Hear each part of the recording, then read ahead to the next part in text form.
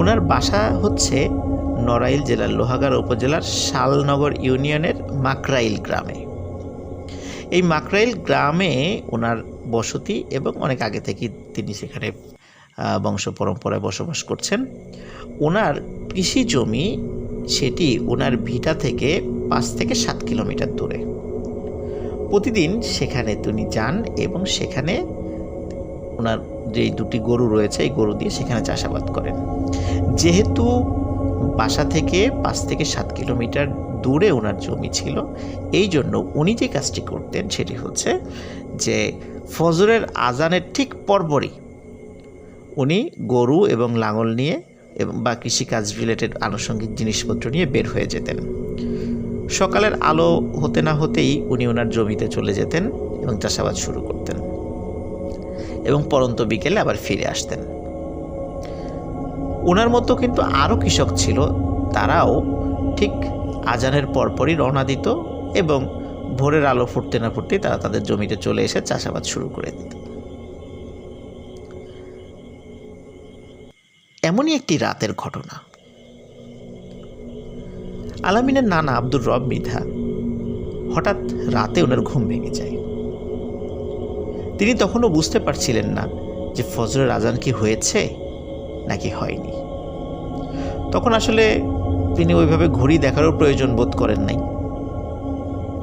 তখন তিনি যে কাজটি করেন, তিনি ঘর থেকে বের হন, বের হয়ে ওনার যেই 2টি গরু রয়েছে এই গরু নিয়ে এবং লাঙল নিয়ে উনি ওনার মাঠের দিকে রওনা দেন। ওই রাতটি ছিল জ্যোৎস্না রাত। জ্যোৎস্না রাতে ওনার পথ চলতে কোনো অসুবিধা হচ্ছিল না। প্রতিদিন যে যতটুকু সময় লাগে সেই সময়ের মধ্যেই উনি ওনার ক্ষেতে পৌঁছে যান এবং পৌঁছেই উনি গরু দিয়ে হাল চাষ শুরু করেন। অনেকক্ষণ হয়ে যাচ্ছে যে হাল চাষ করছেন, কিন্তু সকাল হচ্ছে না। উনি ভাবছেন এমন তো কখনো হয় না, সাধারণত সকাল হওয়ার সাথে সাথেই তো চলে আসে, আজকে না হয় একটু তাড়াতাড়ি চলে আসে, কিন্তু সকাল কেন হচ্ছে না? উনি এই জিনিসটি ভাবছেন এবং হাল চাষ করছেন। এবং উনি আরও চিন্তা করছেন যে এতক্ষণে তো কারো না কারো চলে আসার কথা এখানে, আরও কৃষকদের যাদের আশেপাশে জমি আছে, কিন্তু তারাও কেউ আসছে না। এদিকে সকালও হচ্ছে না। আসলে কি ফজরের আজান হয়েছে? উনি সেই চিন্তা করছিলেন। এমনই চিন্তা যখন করছেন তখন হঠাৎ ওনার কানে একটি বাচ্চার কান্নার আওয়াজ ভেসে আসে। বাচ্চাটি কান্নাকাটি করছে। উনি চিন্তা করলেন যে কী ব্যাপার, বাচ্চা কান্নাকাটি করছে কোথায়? উনি তাকিয়ে দেখলেন যে ওনার ক্ষেতের পূর্ব দিকে যে আইল আছে, এই আইলের উপরে একজন মহিলা তার কোলে একটি বাচ্চা নিয়ে বসে আছে এবং ওই বাচ্চাটি কান্নাকাটি করছে। উনি চাঁদের আলোতে স্পষ্ট দেখতে পাচ্ছেন বাচ্চা এবং বাচ্চার মাকে। বাচ্চা কাঁদছে এবং বাচ্চার মা বাচ্চাকে সান্ত্বনা দিচ্ছে। ঠিক যেভাবে বাচ্চারা কান্নাকাটি করলে তাদের মা বাচ্চাদেরকে সান্ত্বনা দেয় এবং তাদেরকে থামানোর চেষ্টা করছে যে ও কেঁদো না, তোমার বাবা চলে আসবে, কান্নাকাটি করে না, এইরকম শব্দগুলো ওই মহিলা ইউজ করছিল। আলামিনের নানা আব্দুর রব মৃধা অত্যন্ত সাহসী একজন মানুষ ছিলেন। তিনি বুঝতে পেরেছিলেন যে এত রাত্রে এখানে কিন্তু কোনো বাচ্চা সহ মহিলা আসার কথা নয়, নিশ্চয়ই এটি কোনো প্যারানর্মাল ঘটনা হবে। তিনি যে কাজটি করার চেষ্টা করেন সেটি হচ্ছে যে তিনি চিন্তা করেন যে এখান থেকে দ্রুত বের হয়ে যাই, আবার বাড়ির দিকে চলে যাই, এখন নিশ্চয়ই অনেক রাত, আমি ভুল করে চলে এসেছি। এই চিন্তা করে যখনই ওনার 2টি গরু নিয়ে মাঠ থেকে বের হওয়ার চেষ্টা করছেন, তিনি দেখলেন যে উনি যখন উত্তর পাশের আইল দিয়ে বের হওয়ার চেষ্টা করছেন, তিনি দেখলেন ওই উত্তর পাশের আইলেও ঠিক একজন মহিলা একটি বাচ্চাকে কোলে নিয়ে বসে আছে। সেই বাচ্চাটিও কান্নাকাটি করছে এবং ওই মহিলা একই রকমভাবে বলছে যে কেঁদো না জাদু সোনা, তোমার আব্বু আসবে, এই ধরনের কথাবার্তা বলছে। তিনি দক্ষিণ দিকের আইল যেখানে আছে সেদিক দিয়ে বের হওয়ার চেষ্টা করলেন। তিনি দেখলেন দক্ষিণ দিকের আইলেও ঠিক একই রকমভাবে বাচ্চা কোলে নিয়ে একজন মহিলা বসে আছে। সেও ঠিক একই কথাই বলছে তার বাচ্চার সাথে। কিন্তু অদ্ভুত ব্যাপার হলো, পশ্চিম দিকের আইল এখানে কেউ ছিল না। কিন্তু সমস্যা হলো, ওই দিক দিয়ে তিনি বের হতেও পারছিলেন না। জমির একটি ভৌগোলিক গঠনগত কারণে ওই দিক দিয়ে আসলে বের হয়ে আসাও সম্ভব না। তিনি এটাও লক্ষ্য করছিলেন যে 3 জন মহিলা বাচ্চা সহ যে বসে আছে তার জমির 3 দিকের আইলের উপরে, এরা কেউ মাঠের মধ্যে আসছে না। তিনি কিন্তু সিগারেট খাওয়ার সিগারেটে খুব আসক্ত ছিলেন। আসলে গ্রামের যারা কৃষক তারা আসলে সিগারেট খান না, যেটা খায় সেটা হলো বিড়ি। তিনি বিড়িতে খুব আসক্ত ছিলেন। ওনার কাছে 1 প্যাকেট বিড়ি ছিল, ম্যাচও ছিল। উনি জানতেন যে আগুন জ্বালালে সাধারণত কেউ ক্ষতি করতে পারে না, এই টাইপের প্যারানর্মাল কোনো বিষয়গুলো তাদের ক্ষতি করতে পারে না।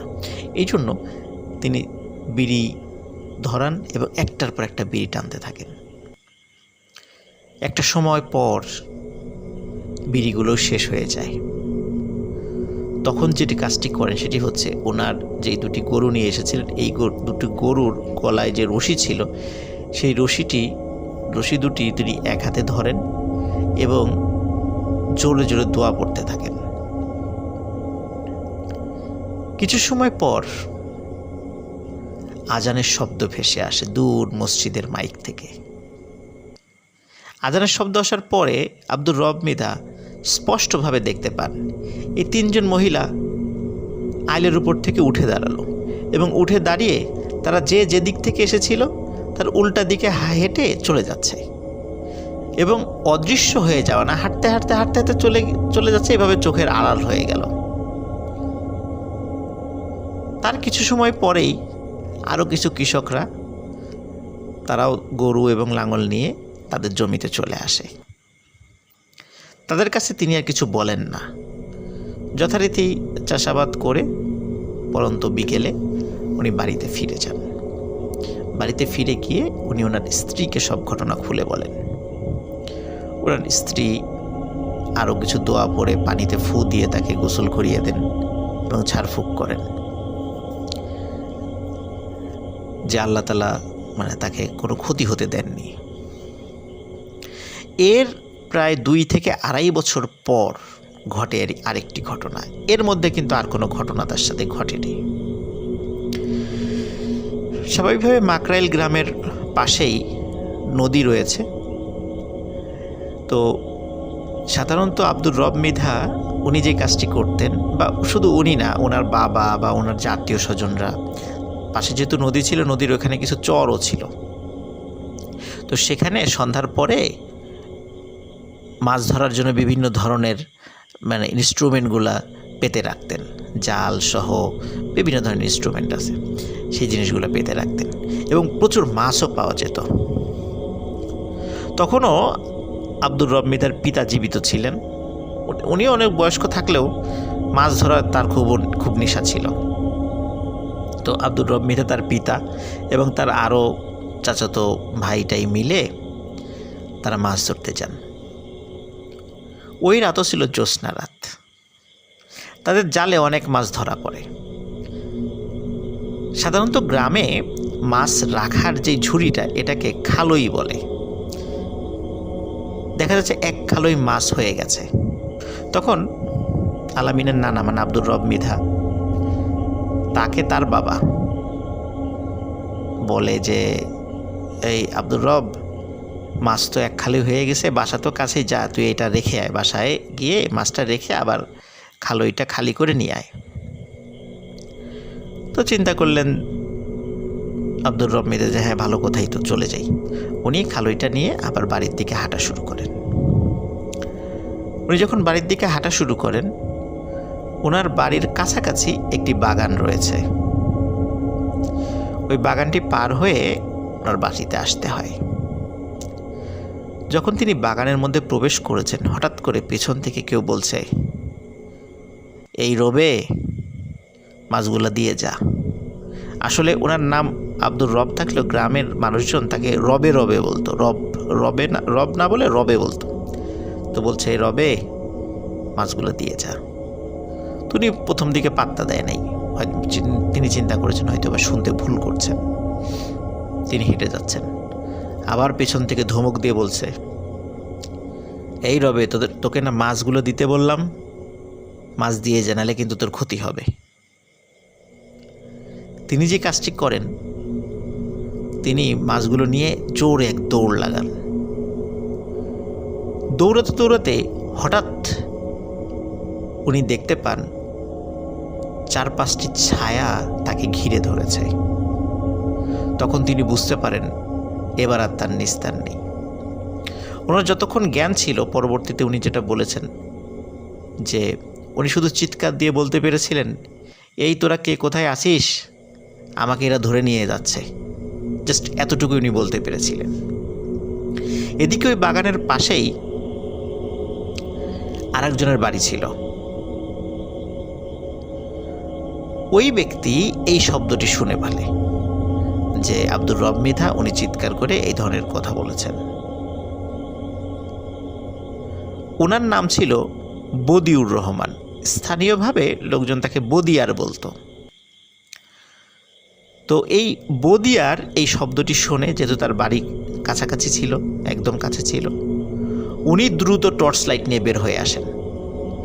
বের হয়ে এসে আব্দুর রবকে খুঁজতে থাকেন। তিনি কোথাও তাকে দেখতে পান না, কিন্তু যেহেতু চিৎকার করেছেন উনি এত রাত্রে, নিশ্চয়ই কোথাও না কোথাও তিনি আছেন। এই বদিয়ারও খুব সাহসী লোক ছিলেন। তিনি একাই আব্দুর রব মৃধাকে খোঁজার জন্য বের হলেন। যেহেতু নদী কাছেই ছিল, হঠাৎ করে উনি দেখতে পেলেন যে উনি যেদিক দিয়ে খুঁজতে যাচ্ছেন সেখানে একটি গামছা পড়ে আছে। উনি যেহেতু আব্দুর রব মৃধাকে খুব ভালো করে চিনতেন এবং আব্দুর রব মৃধা যে গামছাটি সবসময় সাথে রাখতেন সেই গামছাটিকেও চিনতেন, তিনি বুঝতে পারলেন যে আব্দুর রব মৃধার কোনো বিপদ হয়েছে, নাহলে গামছাটা এখানে পড়ে আছে কেন। তিনি দ্রুত নদীর দিকে আগাতে থাকলেন। নদীর কাছাকাছি যাওয়ার সাথে সাথে উনি এক ধরনের অদ্ভুত গোংরানির আওয়াজ শুনতে পান।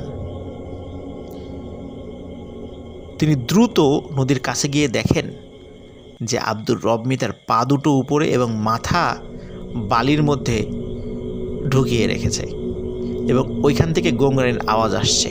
ওনার দম বন্ধ হয়ে গেছে, হালকা হালকা নিঃশ্বাস ওই বালুর মধ্যে দিয়ে তার নাকে যাচ্ছে, এই জন্য উনি গোংরানির আওয়াজ করছেন। উনি দ্রুত সেখানে যান এবং সেখান থেকে আব্দুর রব মৃধাকে উদ্ধার করে নদীর পানি দিয়ে হাত মুখ ধোন। তিনি খুব অসুস্থ হয়ে পড়েছিলেন এবং আর 1-2 মিনিট পরে হয়তোবা বদিয়ার মিয়া গেলেই আব্দুর রব মৃধাকে মৃত অবস্থায় তাকে দেখতে পেতেন তিনি। যাই হোক, আল্লাহর অশেষ রহমতে আব্দুর রব মৃধা সেখান থেকে উদ্ধার হয় এবং তাকে ওই বদিয়ার আব্দুর রব মৃধার বাড়িতে নিয়ে যান। তখন আরও লোকজন সবাই এগিয়ে আসে যে কি হলো, কারা তাকে অ্যাটাক করেছিল। সবাই আসে, সে দেখে সেই খালইটা শূন্য পড়ে আছে, তার ভিতরে কোনো মাছ নেই, তবে ছড়িয়ে ছিটিয়ে অল্প কিছু মাছ রয়েছে। কোনোটার মাথা খাওয়া, কোনোটার পেট চিরে কোনো মাছ খেয়েছে, কোনোটার লেজ খাওয়া, এরকম কিছু কিছু মাছ চতুর্দিকে অল্প কিছু ছড়িয়ে আছে, আর অন্য কোনো মাছ নেই, শুধু খালইটা পড়ে আছে। এরপরে আব্দুর রব মৃধা দীর্ঘদিন অসুস্থ ছিলেন। তিনি এতটাই ভয় পেয়েছিলেন যে অনেক দিন অসুস্থ ছিলেন। আস্তে আস্তে আল্লাহ তাআলার অশেষ রহমতে তিনি সুস্থতা লাভ করেছেন। এখন যেটা হয় সেটা হচ্ছে যে আব্দুর রব মৃধার স্ত্রী তিনি সেলিম হুজুরের কাছে নিয়ে যান। এই সেলিম হুজুর হচ্ছে সেই হুজুর আমাদের 2 নম্বর স্টোরিতে আপনারা শুনেছিলেন যে যখন রুহুল সর্বশেষ যেই কবরটি খুঁড়েছিল সেটি ছিল সেলিম হুজুরের কবর, এবং কবর খোঁড়ার সময় যে লাশটি রুহুলের হাত চেপে ধরেছিল সেটি হচ্ছে সেই সেলিম হুজুরের ডেড বডি। তো সেলিম হুজুরের কাছে নিয়ে যান। সেলিম হুজুর তাকে দেখেন, দেখে তিনি বলেন যে আসলে আপনি তো ধর্মকর্ম কিছু করেন না, আপনি যদি ধর্মীয় লাইনে চলে আসেন, 5 ওয়াক্ত সালাত আদায় করেন, কোরআন সুন্নাহ অনুযায়ী জীবনযাপন করেন, তাহলে আপনার সাথে যে সমস্যাগুলো হচ্ছে সেগুলো কিছুই হবে না। এবং আপনি রাত বিরেতে যেখানে চলাফেরা করেন না কেন, আল্লাহ চান তো আমি ইনশাল্লাহ ইনশিওর করছি যে আপনার কোনো সমস্যা হবে না। কিন্তু আপনাকে কথা দিতে হবে যে আপনি ধর্মের দিকে ফিরে আসবেন। আব্দুর রব মৃধা তিনি কথা দেন সেলিম হুজুরকে যে হ্যাঁ তিনি ফিরে আসবেন এবং সেলিম হুজুরের সাথেই তিনি উঠা বসা করবেন। তো সেলিম হুজুর উনি ধর্মকর্ম করতেন, উনি কোরআনে হাফিজ ছিলেন, মাওলানা ছিলেন, মাদ্রাসার মোহতামিম ছিলেন, বিভিন্ন জায়গায় যেতেন, ওয়াজ মাহফিল করতেন। তো ওনার সাথে থেকে থেকে আব্দুর রব মৃধাও কোরআন এবং সুন্নাহ বিষয়ক ব্যাপক পাণ্ডিত্য অর্জন করেন এবং মৌলিক যেই জ্ঞানগুলো সেগুলো আল্লাহ তাআলা তাকে অর্জন করার তৌফিক দান করেন ওই সেলিম হুজুরের ওসিলায়। আর ওই যে কবরস্থান যেটি ছিল, ওই কবরস্থানের পাশেই যে মসজিদটা ছিল, এই মসজিদেরই খতিব এবং পেশ ইমাম ছিলেন হচ্ছে সেলিম হুজুর। আর ওই মসজিদেরই মুয়াজ্জিন এবং খাদেমের দায়িত্ব দেয়া হয় এই আব্দুর রব মৃধাকে। খুব ভালোই চলছিল। এভাবে কেটে যায় প্রায় 5 থেকে 7 বছর। সেলিম হুজুর একদিন হঠাৎ মারা যান। আর তার মৃত্যুর পরপরই কী ঘটনা ঘটেছিল কবরস্থানে সেটা আমরা দ্বিতীয় স্টোরিতে শুনেছি। সেলিম হুজুর মারা যাওয়ার পর আব্দুর রব মৃধাও খুব শোকে কাতর হয়ে পড়েন, কারণ এতদিন তার সাথে চলেছেন। খুব ভালো মানুষ ছিলেন সেই সেলিম হুজুর এবং খুব বুজুর্গ একজন মানুষও ছিলেন। যাই হোক, উনি যথারীতি ওই মসজিদেই আজান এবং মসজিদের খেদমতের দায়িত্ব পালন করে যাচ্ছিলেন। কোনো এক রাতে হঠাৎ আব্দুর রব মৃধা উনি ওনার পাশে থাকা যে অ্যালার্ম ঘড়িটি ছিল টেবিলের পাশে রাখা, মানে টেবিল ক্লক যেটাই, আবসা আলোতে রাতের বেলা দেখতে পান যে 5:05 বাজে। ফজরের আজান হচ্ছে 4:30টায় এবং নামাজ হওয়ার কথা ছিল হচ্ছে 5:15-তে। যেই না উনি দেখেছেন যে 5:05 বাজে, উনি লাফ দিয়ে উঠেছেন যে আরে জামাতের তো সময় হয়ে গেল, আজান তো দেয়া হয়নি, দ্রুত মসজিদে যেতে হবে। উনি দ্রুত উঠে অজু করেই জামা কাপড় পরে মসজিদের দিকে ছুটতে থাকেন। মসজিদের থেকে ওনার বাসার দূরত্ব বড়জোর 10 মিনিটের পথ ছিল। উনি দ্রুত মসজিদে যান। মসজিদে গিয়ে দেখেন মসজিদের দরজা বন্ধ। উনি চিন্তা করেন যে কি ব্যাপারে, একজন মুসল্লিও আসে নাই। উনি দরজা খুলে মসজিদের ভিতরে লাইট জ্বালান। ততদিনে কিন্তু ওই সমস্ত মসজিদগুলোতে সবগুলোতে ইলেকট্রিসিটি চলে আসছে, মাইকও আছে, মানে আধুনিক কিছু সরঞ্জামাদি মসজিদে ছিল, ইলেকট্রিসিটি, মাইক সব কিছু ছিল। তো উনি যখনই লাইট জ্বালিয়েছেন তিনি দেখেন ঘড়িতে মাত্র 12:15 বাজে। আসলে ওনার অ্যালার্ম ক্লকে যে সময়টি ছিল সেটি হচ্ছে 12:05। উনি বড় কাঁটাটি যখন 1-এর উপরে দেখেছে তখন উনি ঘুম থেকে উঠে হঠাৎ করে ওনার মনে হয়েছে এটা 5:05 বাজে, যার কারণে উনি এইটি দেখতে ভুল করেছিলেন। তখন চিন্তা করেন যাক, যেহেতু ভুল হয়েই গেছে তাহলে বাসায় চলে যায়, আরও কিছুক্ষণ ঘুমিয়ে তারপরে আবার চলে আসব। উনি মসজিদের লাইট বন্ধ করে দরজা বন্ধ করে বের হয়ে যান।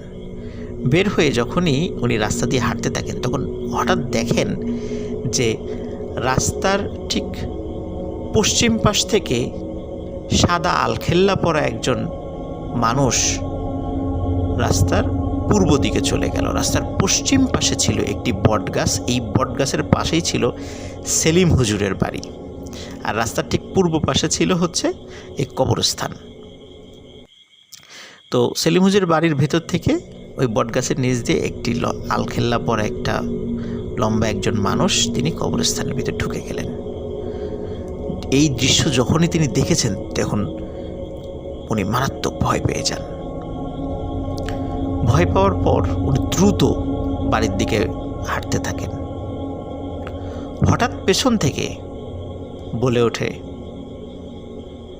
আসসালামু আলাইকুম মুয়াজ্জিন সাহেব।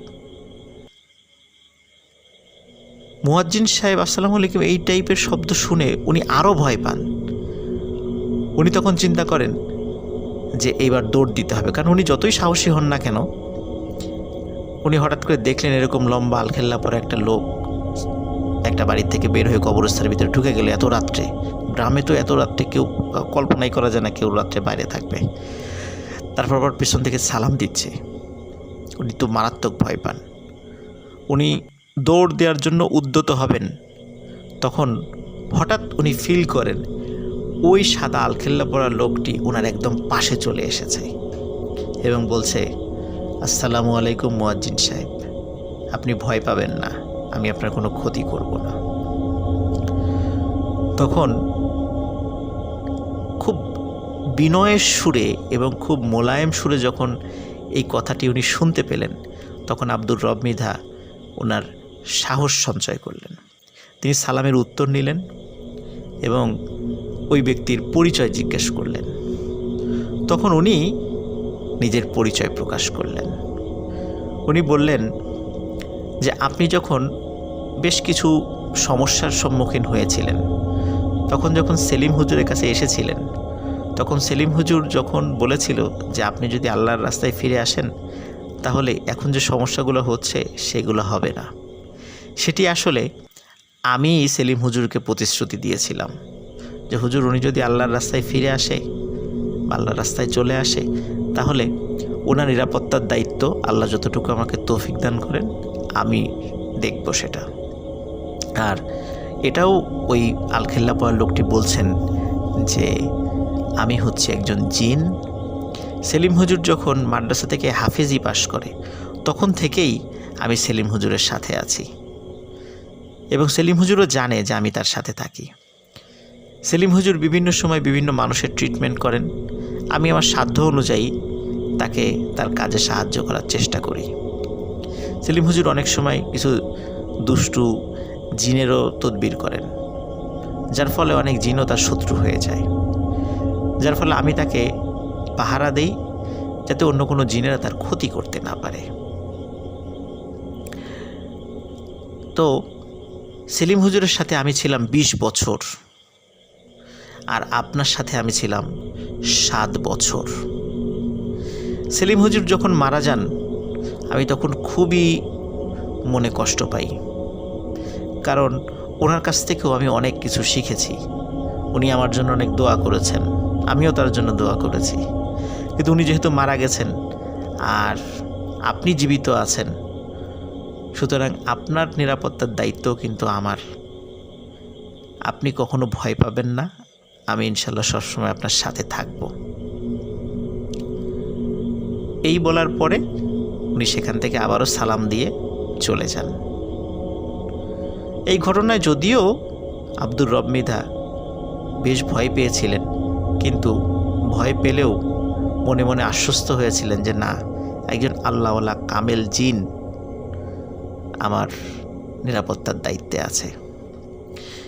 এই ঘটনার পরে আব্দুর রব মৃধা প্রায় 7 বছর জীবিত ছিলেন। 2015 সালের দিকে উনি মারা গেছেন। উনি আমৃত্যু ওই মসজিদের মুয়াজ্জিন এবং খাদেম হিসাবে দায়িত্ব পালন করে গেছেন। ওই জিনের সাথে দেখা হওয়ার পরে তার মৃত্যু হওয়ার আগ পর্যন্ত আর কখনো তার সাথে কোনো খারাপ ঘটনাও ঘটেনি, আর ওই জিনকেও তিনি কখনো দেখতে পাননি। অদ্ভুত ব্যাপার হলো যে আব্দুর রব মৃধার যে পরিবার রয়েছে এখনও আজ পর্যন্ত তারাও কোনো খারাপ জিনিসও দেখেনি, কোনো ভালো জিনিসও এখনও দেখেনি, বিশেষ করে ওই জিনকেও সে দেখেনি। এখন কথা হচ্ছে প্রিয় লিসেনার্স, যে আব্দুর রব মৃধার সাথে কেন এই ঘটনাগুলো ঘটছিল। এই বিষয়ে ওই জিন আব্দুর রব মৃধাকে জানায় যে আপনার কি মনে আছে যে আপনার মায়ের সাথে অনেকগুলো জিন ছিল। আপনার মা যখন মৃত্যুশয্যায় তখন আপনাদেরকে ডেকে বলেছিল যে আমি তো মরে যাচ্ছি, কিন্তু এই জিনগুলো তোমাদের সাথে থাকতে চায়, ওরা যেতে চায় না। তোমাদেরকে ভালোবাসে। তখন আপনার অন্য সব ভাই বোন রাজি হলেও আপনি খুব তুচ্ছ তাচ্ছিল্য করেছিলেন, অনেক আজে বাজে কথা বলেছিলেন, এও বলেছিলেন যে ওদেরকে আর প্রয়োজন নাই, ওদেরকে বিদায় করে দাও, তুমি মরে যাও, তোমার সাথে সাথে ওদেরকেও নিয়ে যাও। এই ধরনের অনেক তুচ্ছ তাচ্ছিল্যমূলক কথা বলেছেন, যার কারণে ওই জিনগুলো আপনার প্রতি ক্ষিপ্ত ছিল। আপনি যতগুলো সমস্যায় পড়েছেন সবগুলোই ওদের দ্বারা সংগঠিত হয়েছে। আপনার ওদেরকে এভাবে তুচ্ছ তাচ্ছিল্য করে কথা বলা উচিত হয়নি। যেহেতু আমি আপনার সাথে ছিলাম, যার কারণে ওরা আপনাকে আর নতুন করে কোনো ক্ষতি করতে পারেনি। এইটাই ছিল আব্দুর রব মৃধার সাথে যে দুটো বড় বড় ঘটনা ঘটেছিল, বিশেষ করে জমিতে এবং উনি মাছ ধরার সময়। এটি ছিল সেই কারণ। প্রিয় লিসেনার্স, আব্দুর রব মৃধা উনি ইন্তেকাল করেছেন। আল্লাহ তাআলা তাকে জান্নাত নসিব করুক। সেলিম হুজুরকে আল্লাহ তাআলা জান্নাত নসিব করুক। আর ওই জিন এখন কোথায় আছে, কিভাবে আছে, বা আব্দুর রব মৃধার পরিবারের সাথেও আছে কিনা, এটা আমরা কেউ জানতে পারিনি। এটি ছিল ঘটনা। সবাই ভালো থাকবেন, সুস্থ থাকবেন। আমার চ্যানেলকে সাবস্ক্রাইব করুন। আসসালামু আলাইকুম।